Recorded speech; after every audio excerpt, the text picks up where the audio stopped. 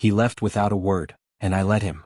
The evening started like any other, calm and unremarkable on the surface.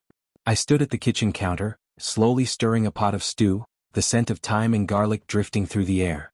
The television murmured in the background, a forgettable news segment blending with the occasional clink of utensils. Across the room, my husband Adam lounged on the couch, thumb scrolling through his phone, pausing now and then to read a headline aloud or chuckle at a passing meme. To an outsider, it looked like a normal, comfortable, peaceful evening. But beneath that quiet, something in me had been unraveling, not just tonight or yesterday but for months, maybe years. I had rehearsed this moment endlessly, folding laundry, staring at the ceiling at night, or simply looking at him across the breakfast table.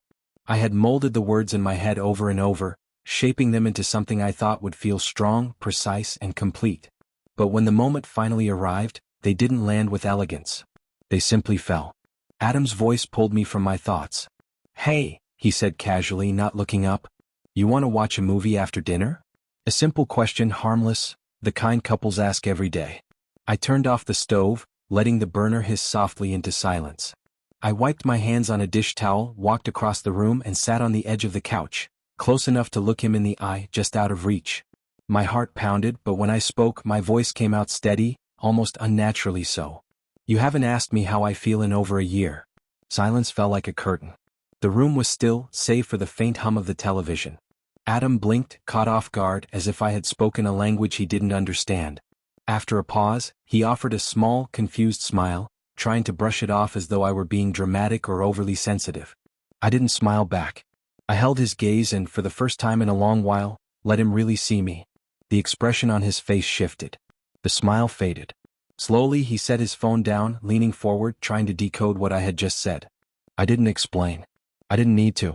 That single sentence carried the weight of every night I cried silently beside him, every time I reached out and got nothing, every moment I felt like a shadow in my own home. I had loved him fiercely once. But that fire had dimmed, not from betrayal, not from anger, but from neglect. He hadn't cheated. He hadn't yelled. He had simply stopped seeing me. "Why didn't you say something earlier?" he whispered, his voice soft, not defensive but tired, confused, maybe scared. "I did," I replied quietly, "just not in words you ever cared to hear." I stood and walked back to the kitchen, not angrily, not dramatically. No shouting, no tears, no slammed doors or flying accusations. Just a stillness so profound it echoed louder than any argument. Behind me, I heard the couch creak as he rose. I expected him to stop me, to say something, anything, but instead he grabbed his car keys from the hook by the door. Without a backward glance, he stepped outside. The soft click of the door sounded final. I waited, unsure whether he would return in 5 minutes or 5 hours. The door remained closed. The silence settled in. He didn't come back that night, or the next. That evening I sat alone at the dining table. The stew sat untouched, growing cold. The house felt bigger, emptier somehow. Yet oddly I wasn't afraid. There was a strange comfort in the silence, a hollow space that belonged solely to me. In the days that followed there were no calls, no texts, no questions, just absence. And maybe that hurt the most. Not that he left, but that he didn't try to stay. That he didn't fight for the life we had built.